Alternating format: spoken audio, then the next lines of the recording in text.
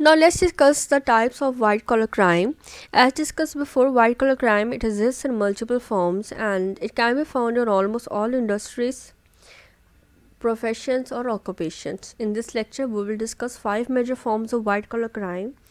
So the first form of white collar crime is antitrust violation. Antitrust violation can further be categorized into two broad categories. The first is restrictive trade agreements and the second is monopoly or the monopolistic practices.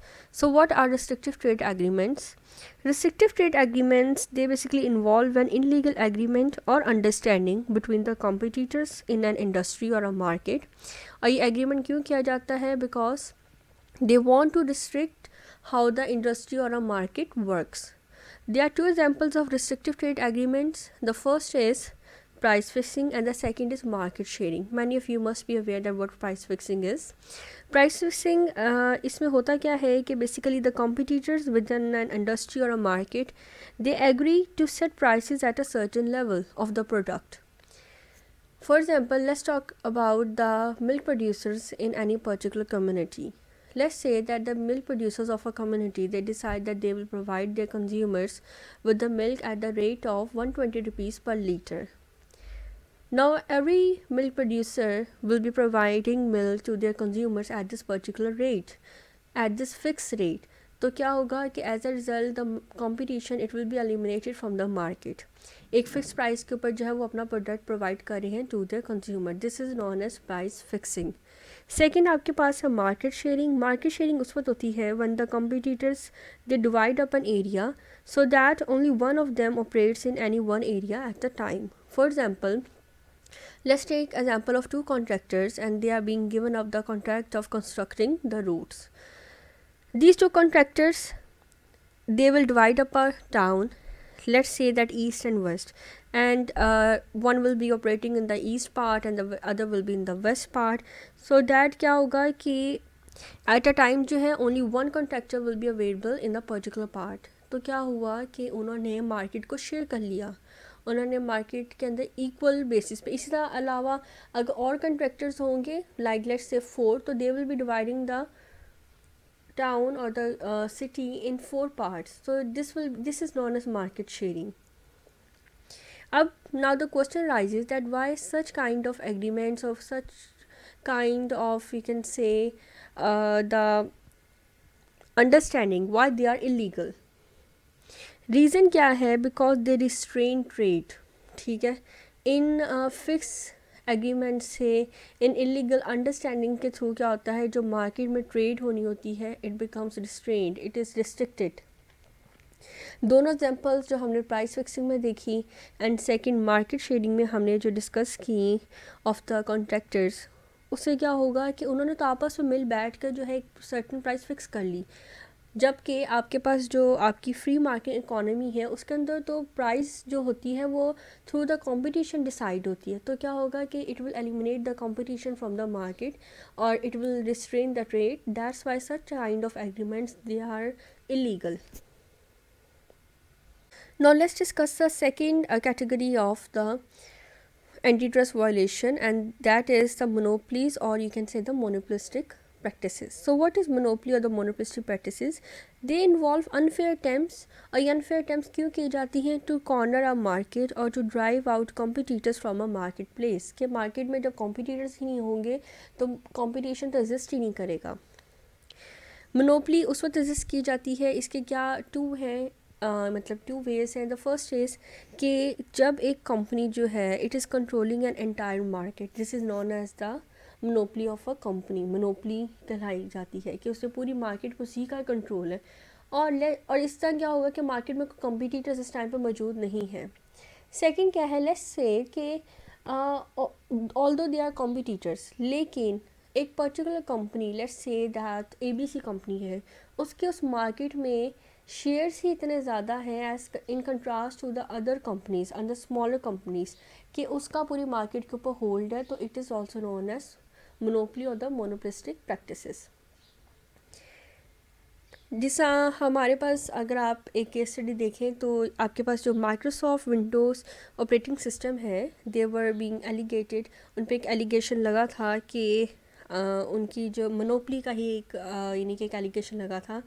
और although there were other competitors present in the market, but Microsoft का जो है उनके shares company market में इतने ज़्यादा थे कि पूरी मार्केट में जो है उन्हीं का कंट्रोल है। और अगर आज आप देखें तो आपके पास भी माइक्रोसॉफ्ट की जो है सारी जो प्रोडक्ट्स हैं, जो सर्विसेज हैं, वही अवेलेबल है, आपको किसी और की जो है वो इतनी नज़र नहीं आती है। तो ये एलिगेशन जो है माइक्रोसॉफ्ट के ऊपर ये लगा था। तो this is also an example of the monopoly.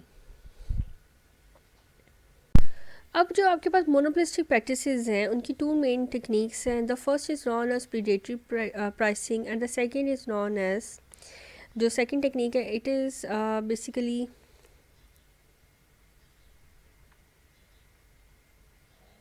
First we will discuss that what is predatory pricing. Predatory pricing होता क्या है कि व्हेन अ कंपनी जो है, एक कंपनी जो है it sets a price for its products और सर्विसेज, और ये प्राइस जो है it is economically unfeasible in order. और ये क्यों की जाती है? Because they want to drive competition out of the business.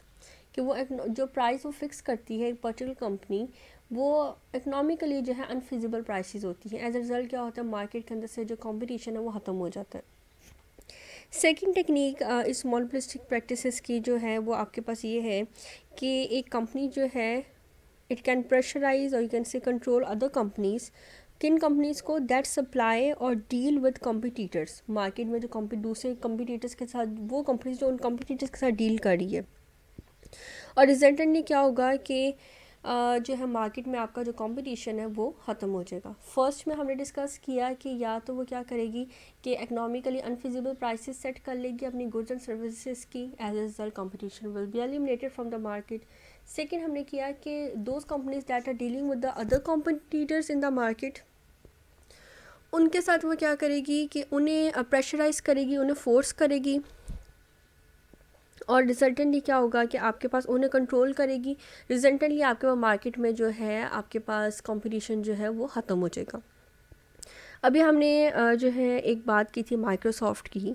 तो माइक्रोसॉफ्ट के ऊपर ये एलिगेशन भी था कि वो कंपनीज़ जो न्यू कंपनीज़ हैं और कंप्यूटर मैन्युफैक्चरर्स हैं, तो माइक्रोसॉफ्ट के ऊपर ये एलिगेशन था कि that they force this computer manufacturers कि वो जो सॉफ्टवेयर हैं वो किसी और कंपनी से इंस्टॉल नहीं करवाएंगे, only they will get their software installed from the Microsoft. तो रिजल्टेंटली क्या हुआ कि जो राइवल सॉफ्टवेयर थे, कंपनीज थी, वो मार्केट में डिस्ट्रॉय हो दी। जब कंपटीटर ही नहीं रहेंगे तो मार्केट में जो है कंपटीशन ख़त्म हो जाएगा। So this was about the antitrust violation. Now let's discuss the second form of white collar crime, that is securities violation. Before moving forward, let's discuss that what is the security. Security is basically an evidence, किस चीज़ का evidence of ownership, creditorship or debt. It is basically a piece of paper or an account number or something that indicates that someone has a financial interest or stake in an economic undertaking. ये basically एक proof है, it is an evidence कि जो ये आपकी ownership को जो है वो दिखाएगा, it will prove your ownership. For example आपके अगर हम एग्जांपल देखें, जैसे आपके प्राइस बॉन्ड्स हैं, आपके जा कहते हैं कि म्यूचुअल फंड्स में जो आपके शेयर्स होते हैं वो सारे, दूसरी जो आपकी गवर्नमेंट की तरफ से कोई बॉन्डिंग स्कीम्स वगैरह उसके अंदर जो शेयर्स हैं, ये सब कुछ जो है this is basically your security. अब there are 5 major types of security offenses. The number one is misrepresentation. Misrepresentation क्या है? It involves lying about the value or you can say the condition of a security. Security I have already told you कि it is an evidence of your ownership. आपकी जो ownership है, आपके जो assets हैं उसकी जो है, अगर आप उसकी if you are lying about इस वैल्यू और condition, then it is the misrepresentation. Second आपके पास स्टॉक मैनिपुलेशन है। स्टॉक मैनिपुलेशन उस वक्त होती है जब एक इंडिविजुअल या group of individuals they attempts to artificially manipulate the price of a security, कि जो ओरिजिनल आपके पास प्राइस है, जो असल प्राइस है, वो उससे मैनिपुलेट करके आपको ज़्यादा बता रहे होंगे, तो then this is the stock manipulation, name से ही इंडिकेट हो रहा है। Then there is the third form, that is the misappropriation. Misappropriation का जो ये क्राइम है, ये अक्सर आपके जो ब्रोकर्स हैं या फाइनेंशियल एडवाइज़र्स हैं वो कमिट करते हैं। और ये क्या करते हैं कि basically they take the money from the client, या उनके क्लाइंट ने जो उन्हें पैसे दिए होते हैं टू इन्वेस्ट, वो क्या करते हैं, वो मिसअप्रोप्रिएट करते हैं for their own use. So this is the misappropriation. उसके बाद आपके पास एक है जो फॉर्म है वो क्या है, इनसाइडर ट्रेडिंग। इनसाइडर ट्रेडिंग जो है उस वक्त होती है कि it is basically the most publicised security offence, और उस वक्त होती है कि जब people they trade on the basis of insight. मतलब कि इनसाइट का मतलब यहाँ पे ये है कि वो जो इंफॉर्मेशन है ऑफ द ट्रेडिंग, या वो पब्लिकली जो है उसे पब्लिकली अनाउंस नहीं किया गया, it is non public information. Illegal क्यों है? बिकॉज ये इंसाइडर्स के लिए इलीगल है कि वो कोई बाय करें या सेल करें stock on the basis of information that is not being announce publicly, जो पब्लिकली अवेलेबल नहीं है। तो it is illegal for the insider to buy और सेल सच स्टॉक्स। फिर आपके पास एक इन्वेस्टमेंट स्कीम है। इन्वेस्टमेंट स्कीम में क्या होता है कि most of you must be aware, क्योंकि बिकॉज ये मोस्ट कॉमन टाइप है। इसके अंदर क्या होता है कि जो प्रिपरेटर है क्राइम का, ही और she will trick the people into investing the money in particular scheme, और यू कैन से कि कोई भी आजकल का अगर हम एक बात करें तो आजकल के दौर में आपके पास ये जो क्रिप्टो करेंसी का एक आ गया है कि आप ट्रेडिंग करें और आप इस ऐप में इतने पैसे लगाएं। तो ये सारी क्या है, ये आपके पास क्या है, इन्वेस्टमेंट स्कीम है। आपको यही कहा जाता है कि ये ऐप इंस्टॉल करें, इसका ये जो ग्रुप है ये ज्वाइन कर लें, वहाँ पे आप अपने पैसे लगाएं अपने अकाउंट नंबर से और आपको इतना डबल करके मिल जाएगा। तो this is basically the investment scheme, क्योंकि इसके अंदर प्रॉमिस ही ये किया जाता है कि आपको जो है डबल ट्रिपल करके पैसे दिए जाएंगे। जिस तरह आपने पाकिस्तान में ये सुना होगा कि एक केस चला था डबल शाह का, कि आप उसे पैसे देते हैं, देन इन सम वीक्स और फ्यू मंथ्स जो है वो आपको जो है डबल करके उसे दे देगा।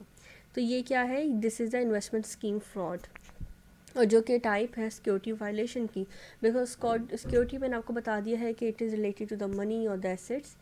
तो यहाँ पे ये जो है ये है ये इन्वेस्टर स्कीम जो है it is the type of that. Reality में क्या होता है इन इन्वेस्टमेंट स्कीम्स में, रियलिटी में ऐसा होता है कि असल में तो बिल्कुल भी डबल होने का तो सवाल ही नहीं होता। अक्सर तो वो कंपनी से एग्जिस्ट नहीं करती, और वो कंपनीज़ जो है आपका पैसा लेके जब ज़्यादा सारे लोग जो हैं उसके अंदर इन्वेस्ट कर लेते हैं, देन कंपनीज़ जो हैं वो अपने आप को बंद कर लेती हैं या भाग जाती हैं। जिस तरह अभी रिसेंटली बहुत सारे जो है स्कैम हुआ, जिसके अंदर बहुत सारे लोगों ने एक कंपनी के अंदर एक ऐप के अंदर पैसे लगाए, and they were being promised that their assets will be, their money will be double.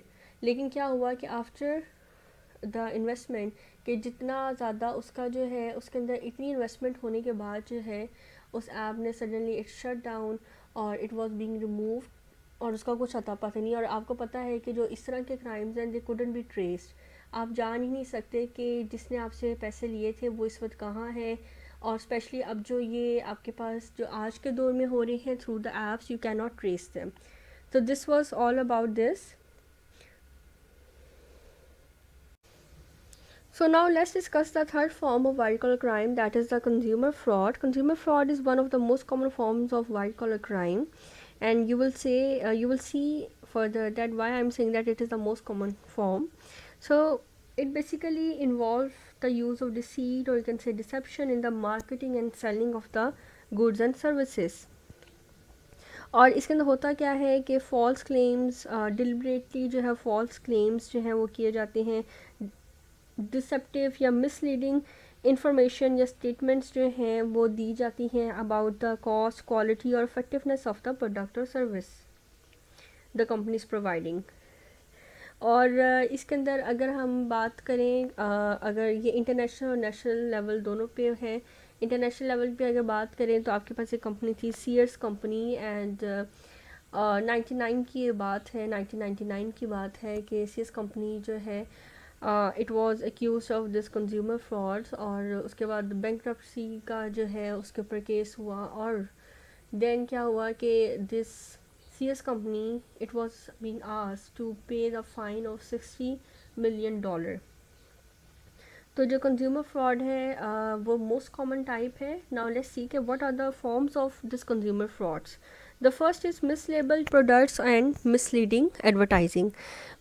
अब क्या होता क्या है कि मैनी कंज्यूमर प्रोडक्ट्स जो हैं उनकी जो उसके ऊपर डिस्क्रिप्शन दी होती है, either it is the ingredients, ठीक है, या प्रोडक्ट की परफॉर्मेंस के हवाले से या एफिशिएंसी के हवाले से जो लिखा होता है, अब इन फ्रॉड्स में क्या होगा कि उन इन चीज़ों के अंदर इंग्रेडिएंट्स जो है एक प्रोडक्ट के ऊपर ऐसे लिख दिए जाएंगे जो उस प्रोडक्ट में हैं भी नहीं, या उस एफिशिएंसी के बारे में ऐसा क्लेम किया जाएगा कि जबकि वो प्रोडक्ट इतना एफिशिएंट है ही नहीं, या फिर ये है कि उसकी परफॉर्मेंस के हवाले से कोई ऐसा क्लेम कर दिया जाएगा, कंपनी ऐसा क्लेम करेगी जो उसकी परफॉर्मेंस में, यानी कि अब वो क्वालिटी उसकी है ही नहीं। फॉर एग्ज़ाम्पल प्रिपेयर फूड्स हैं आपके पास, कंप्यूटर्स हैं, वाटर हीटर्स हैं, फर्नेसेस वगैरह, या इस तरह के और जो प्रोडक्ट्स हैं, इनकी एफिशिएंसी, इनकी वर्किंग के बारे में, इनके इंग्रेडिएंट्स जो जो आपके पास फूड प्रोडक्ट्स हैं उनके इंग्रेडिएंट्स के बारे में ऐसे क्लेम्स अगर किए जाते हैं कि इसकी जी ये तो मोस्टली, अच्छा यहाँ पे एक एग्जांपल मैं आपको दूँ कि आपके पास बहुत सारे लोग जो हैं, बिकॉज ओबेसिटी जो है एक ऐसा है कि हर कोई पतला होना चाहता है, ठीक है, स्लिम होना चाहता है। अब क्या है कि जो आपके पास बहुत सारी प्रोडक्ट्स हैं फॉर द स्लिमिंग पर्पस, उसके अंदर ऐसे क्लेम्स होते हैं कि ये आपको 10 दिन में जो है स्लिम कर देगा, ये 20 दिन में कर देगा, और असल में होता क्या है कि उनमें वो प्रोडक्ट्स, वो एफिशिएंसी, वो इफेक्टिवनेस होती नहीं। तो this is basically the mislabelled products. और ये क्यों किया जाता है? In order to sell cheap और शॉडी प्रोडक्ट्स, इसलिए इसके ऊपर क्या किया जाता है, इनएक्यूरेट या मिसलीडिंग इन्फॉर्मेशन जो है लेबल के ऊपर प्रोवाइड की जाती है। सेकंड आपके पास क्या है, misleading advertising. Misleading advertising it is an also another way to influence buying decision. For example जो फूड मैन्युफैक्चरर्स हैं आपके पास, they may make questionable claims about the nutritional और health value of the products, और बहुत सारे claims, जैसा मैंने अभी आपको स्लिमिंग टीकी की कि स्लिम होने के लिए वो इतने को अपनी न्यूट्रिशनल वैल्यूज़ जो है एडवर्टाइजिंग के अंदर ही, आपने बहुत सारे एडवर्टाइजमेंट्स ऐसी देखी होंगी कि जिसके अंदर बहुत बड़े बड़े क्लेम्स किए जाते हैं, either it is related for losing weight और it is related for the fairness creams के अंदर जो है बहुत सारा ऐसे किया जाता है, हालांकि उसके अंदर इतनी इफ़ेक्टिवनेस नहीं होती। और अगर इफ़ेक्टिवनेस हो भी तो if I talk about the fairness cream, तो उनके अंदर जो है मरकरी इतना ज़्यादा होता है कि वो mercury, the research has proved it कि मरकरी जो है अगर वो सर्टेन अमाउंट से ज़्यादा, जो एक आपकी एक लिमिटेशन से ज़्यादा मरकरी जो है प्रेजेंट होता है, तो क्या होता है, वो आपकी स्किन के through it travels through your blood और वो आपकी किडनीज तक पहुंच जाता है and it leads to the kidney failure. तो ये क्या है, ये आपके पास सारी क्या है, मिसलीडिंग एडवर्टाइजिंग है, it is the form of consumer fraud. Then you have real estate fraud. Real estate fraud, it basically involves lying or being deceptive about the condition of real property, things such as lands, houses and buildings. और ये बहुत common है lands के, specially lands के हवाले से, कि उस लैंड की इतनी वैल्यू भी नहीं होती है, और बढ़ा चढ़ा के जो आपके डीलर्स हैं वो आपको इतना बढ़ा चढ़ा के बता देते हैं, और अगर फ्यूचर में जाके आपको पता चलता है कि हाँ उसकी तो कोई वैल्यू ही नहीं थी। तो क्या है, this is basically the form of consumers fraud. Then the third type of this consumers fraud is free prize scams. अब इन स्कैम्स में होता क्या है कि people they are being told that they have won a valuable free prize, either they get a message or they get a call and they are being asked कि आपको इतना जो है मतलब ये प्राइस में, या कोई लकी ड्रॉ हुआ है उसके अंदर आपका ये नाम निकला है, काइंडली शेयर योर डिटेल्स, और इस नंबर के ऊपर कॉल करें। तो उस कॉल के थ्रू क्या होता है, या अगर अपनी कोई डिटेल्स शेयर करें, उसके क्या होता है कि वो वहाँ पे जो है on the other side they basically वो आपके वेट में बैठे होते हैं कि अभी कॉल आएगी, and they will hack your system, और वो सारी जो डिटेल्स हैं वो सेकंड्स के अंदर क्या होता है कि वो सारी डिटेल्स के थ्रू जो है वो जितना भी अगर आपके अकाउंट में कोई पैसे हैं वो उसे सारा निकाल लेंगे। Many of you must have get the messages के आपके इस प्रोग्राम के अंदर या इस लकी ड्रॉ के अंदर इतने पैसे जो हैं आपके निकले हैं, आपका प्राइस निकला है, kindly share your name, your address, your number, और इस नंबर पर, या फिर डायरेक्टली इट इज़ रिटर्न किस नंबर पे कॉल कर लें। तो this is the free prize scam. Then there is bait and switch advertising. अब इसके अंदर होता क्या है इस टाइप ऑफ फ्रॉड में कि आपकी जितने भी, let's suppose the product that is TV की बात करें, या आपकी दूसरी जो मेजर अप्लायंसेस हैं, शो किया जाएगा थ्रू द एडवर्टाइजमेंट कि आपको इतनी कम प्राइस पे जो है ये मिल रहा है, रिडिकुलसली लो प्राइस के ऊपर, इफ़ आई से कि इतना जो है इतनी प्राइस पे आपको ये टीवी मिल जाएगा, बट इन एक्चुअल होता क्या है कि when the consumers they come to the store, तो they are being told that the item is sold out or temporarily it is out of stock. And then क्या होता है कि जो आपके जो वहाँ पे बैठे होते हैं लोग, जो आपकी जो स्टोर कीपर्स होते हैं, वो आपको जो है मोर एक्सपेंसिव प्रोडक्ट्स की तरफ ले जाते हैं. They force you and they convince you to buy those products. तो this is the bait and switch advertising. फिर आपके पास एक काइंड ऑफ फ्रॉड है, दैट इज़ रिपेयर फ्रॉड. इसके अंदर क्या है कि जितने भी आपके आइटम्स हैं सच एज होम्स, ऑटोमोबाइल्स हैं या दूसरी मेजर अप्लाइंसेस हैं लाइक डिश वॉशर्स हैं, वॉशिंग मशीन्स हैं, फर्नेसेस वगैरह हैं, करते क्या हैं कि उनकी जो रिपेयरिंग है, ठीक है, आपने किसी को बुलाया है और वो क्या करेंगे कि या तो they will be involve either doing unnecessary repairs कर देंगे, या फिर क्या करेंगे वो सब स्टैंडर्ड काम ऐसा करेंगे and then they will charge you the full cost. कि उसमें कोई मसला नहीं भी होगा तो वो कहेंगे हमने ये भी ठीक कर लिया, ये भी ठीक कर लिया, ये भी कर दिया, तो इसके इतने पैसे बन के. So this is also another kind of consumers fraud. Then there is another form of fraud, that is charity fraud, and it is again the most common type. और इसके अंदर होता यह है कि they appeal basically charity frauds के हम क्यों इतना जो विक्टिम बनते हैं, because they appeal to the emotions. और विक्टिम्स जो हैं इस चैरिटी फ्रॉड के, they think that they are donating money और goods to help a worthy cause, but in reality the money is being kept by those who are collecting. और वो उन लोगों तक जिनका हमें कहा जाता है कि हम लेट्स सपोज जैसे कि ऑर्फनेज के लिए हम कर रहे हैं काम, या हमने इतने लोगों को खाना खिलाना है, उन लोगों तक कभी वो पैसे पहुंचते ही नहीं हैं. You must have seen many people even on roads जो है आपके पास, दे आर बीइंग, यानी कि बैठे होते हैं और दे आस्क यू कि हम इस ऑर्गेनाइजेशन के लिए जो हम ये काम कर रहे हैं हम कलेक्ट कर रहे हैं, और many of us are being victim of such kind of frauds. तो ये जो है ये आपके पास चैरिटी फ्रॉड है. Then there is another fraud, that is advance fee swindles. अब इसके अंदर क्या होता है कि जो विक्टिम है, ही और she is being asked to pay for the product or the service in advance, and then he और she is vulnerable to an advance fee swindle. इस इन केसेस में someone promises to do something for the victim, but जो offender है, जो crime commit कर रहा है, he ask the victim to pay first and then the offender never delivers on the promise. ठीक है, और ये मोस्ट कॉमन टाइप है जो आज हम ऑलमोस्ट लाइफ में आई थिंक सब लोग एक दफ़ा तो हुए ही हैं. लाइक अगर मैं आपको थोड़ी एग्जांपल दूँ, then it will be more clear to you that what is advance fee swindles. Like there are many groups running on the Instagram and they say कि we will provide you with the job if you will pay us this, let's suppose 2500. But in actual क्या होता है कि आप, but ये से कि आपने जो है हमें पैसे इन एडवांस जो हैं वो हमें सबमिट करवाने हैं. This is the account number, kindly transfer this money in that account. आपने पैसे तो करवा दिए, लेकिन लेटर ऑन क्या होता है कि लेटर ऑन आपको ना जॉब मिलती है, ना आपको उसकी तरफ से कोई रिस्पॉन्स आता है. आप चाहे 10,000 मैसेजेस कर लें, you will never get any response from them. तो this is the advance fee स्विंडल्स.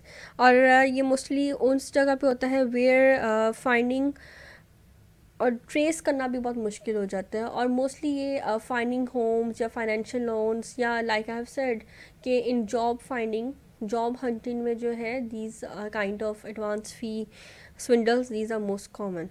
So all these types of you can say forms of these were the forms of consumer frauds.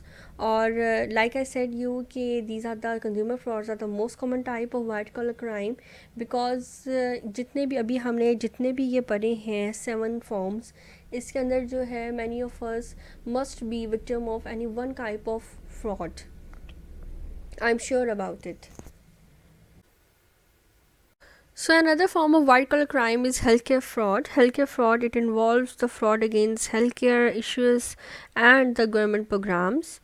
And although the just cause of healthcare fraud is unknown, it is estimated to be in the hundred of billion of dollars per year. Healthcare frauds, they can be committed by any person or organization in the healthcare industry and who is involved with the provision of healthcare services to the patients. Like physicians, mental health professionals, hospitals, nursing homes, equipment suppliers, even pharmaceutical companies, as well as many others. There are three common forms of healthcare fraud involving physicians. The first form is unnecessary procedures, because most people they know very little about their bodies and the various problem they can have, so they rely on the expertise of the physicians, or the physicians they are supposed to provide treatment based on their best assessment of the patient's medical need. पर होता क्या है कि जब आपके जो कुछ physicians हैं they medicines based not on the medical needs of the patient but rather on their financial goals, ठीक है। तो उस वक्त जो है जो फॉर्म ऑफ क्राइम होता है that is the health care fraud. होता ये है कि आपके जो फिजिशियंस हैं they may recommend their patients to undergo certain procedures, unnecessary procedures that may be ranging from simple test to the life threatening surgeries. तो सिर्फ अपने फाइनेंशियल गोल्स को अचीव करने के लिए they recommend the unnecessary procedures to their patients, और because their मतलब उनसे फिर इसके ऊपर कोई अगर, क्योंकि पेशेंट को तो पता ही नहीं है कि उसे इस चीज़ की ज़रूरत है, इस टेस्ट की ज़रूरत है, सर्जरी की ज़रूरत है या नहीं, लेकिन क्या है कि आप जो है बिकॉज फिजिशियन ने कह दिया है, वी ऑल बिलीव देम, और क्या होगा कि एट द एंड कोई दे वुडंट बी आंसरेबल, उनसे कोई क्वेश्चन नहीं कर सकता, बिकॉज होता ये है इन केसेस में कि वो अपने आप को जो है ईजिली जो है अपने आप को क्लियर कर सकते हैं। Then there is another form that is fee splitting. Fee splitting में क्या है कि बिकॉज मोस्ट आपके जो जनरल प्रैक्टिशनर्स हैं they can not handle serious illnesses और medical conditions, so they refer their patients to the specialist. अब वो अप्रोप्रिएट स्पेशलिस्ट को the person who is really specialize in that particular domain, if they refer the patient to that specialist, ठीक है, तो then there is no problem, वो legal है। But sometimes जो आपके जो ये जो फिजिशियंस हैं they make referrals because they have a financial arrangement with a particular specialist. उस फाइनेंशियल अरेंजमेंट की वजह से वो अपने पेशेंट्स को फोर्स करते हैं कि नहीं आपने इनके पास ही जाना है हर सूरत में। रिजल्टेंटली क्या होता है कि जब आपके जो प्रैक्टिशनर है इफ़ ही और she is recommending his patient to a particular specialist, तो इन रिटर्न क्या उसे मिलेगा, उस फिजिशियन उस स्पेशलिस्ट की फ़ीस में से कुछ पार्ट जो है वो उस प्रैक्टिशनर के पास भी जाएगा, और ये एक अरेंजमेंट होती है जिसे हम कहते हैं फ़ी स्प्लिटिंग। नेम से इंडिकेट है कि जो फ़ीस होगी वो उन दोनों के दरमियान स्प्लिट हो जाएगी। Then there is the third form that is fraudulent billing, और हमने पहले भी already in the last lecture we have discuss this. Fraudulent billing में क्या है, it is the most common form of health care fraud, और इसके अंदर होता क्या है कि उन बिल्स को, उन चीज़ों को भी एक पेशेंट के बिल में इंक्लूड कर दिया जाता है, उन सर्विसेज को भी जो उसे कभी दी ही नहीं गई थी। और ये फिजिशियंस के रिलेटेड है कि क्योंकि physicians are in direct contact with the patient, तो वो क्या करते हैं कि अगर कोई सर्विसेज कोई दी गई हैं, like if they are being ECG की हम बात करें तो ईसीजी चार्जेस फॉर ₹2000, अगर किसी की ईसीजी नहीं भी हुई है तो वो क्या करेंगे, they will add it in the medical bill, और क्या होगा कि रीइंबर्समेंट के लिए जो है वो दिया जाएगा। तो इस तरह जो है क्या होगा, this is the fraudulent billing, कि वो सर्विसेज वो फैसिलिटीज़ पेशेंट को दी ही नहीं गई हैं जो उसके बिल में ऐड हो रही हैं। So this was about the healthcare fraud. Now let's discuss the last form of white collar crime, that is environmental crime. Although there is no clear definition of what environmental crime is, but you can define it as a violation of local, state or federal environmental laws. So these environmental laws, they are being made to seek the protection of the quality of the air, water and soil, and how they seek this protection by regulating both harmful additions to the environment, that is water, air and soil pollution, and harmful subtractions from the environment, that is the destruction of the habitat. They will be eliminating those factors that are destroying the habitat. Let's suppose that if a resort is being built at the site where there is that is important for the wildlife, and that resort is dumping its waste material in that area that is destroying the wildlife habitat, so this is the environmental crime. Similarly, if some industry is dumping its waste material in the water, or some house is dumping its or disposing of its paint, or you can say the sewage system is in that area, that is destroying that soil, or that is polluting the air. So all these comes under the environmental crimes, and every country has the laws for this environmental protection. So this was all about the white collar crime. Now let's discuss the condition of white collar crime in Pakistan. NAB is responsible for controlling the white collar crime, and NAB was established in 99, and out of the total recovery, that was rupees 714 billion in white collar crime cases only. Since its inception, मतलब from 99 से लेकर अभी तक NAB has recovered 714 billion in white collar crime cases. Or if we talk about particularly about the years 2018 to 20, so NAB has recovered about rupees to 487.5 billion from the white collar crime cases. So this is the amount recovered in Pakistan from the white collar crime cases. So this was all about the white collar crime. I hope this will be helpful for you, and if you have any question, you can always ask in the comment section, and I will be sharing my WhatsApp group link in the description. So if you want to join, you can join it, because there are of some queries, your questions sometimes require the detailed answer, and that is not possible to give you in the comment section. So you can join the WhatsApp group and you can ask your questions there. Thank you for watching. Allah Hafiz.